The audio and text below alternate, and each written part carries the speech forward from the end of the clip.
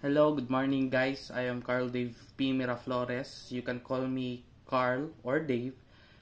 I am 19 years old. Pangatlo ako sa apat na magkakapatid. Currently living at Santo Tomas, Davao del Norte. So sa Davao City nagbo-board lang ako. So my hobbies are playing video games and listening to music. I am currently a second year student of Bachelor of Science in Social Work. I am an introvert person at first, but if you get to know me more, I tend to be more open to the people around me.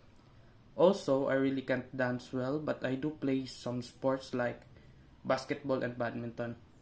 I am expecting to hone my abilities in this subject because I believe in order to thrive in college, we should have a balanced and healthy lifestyle.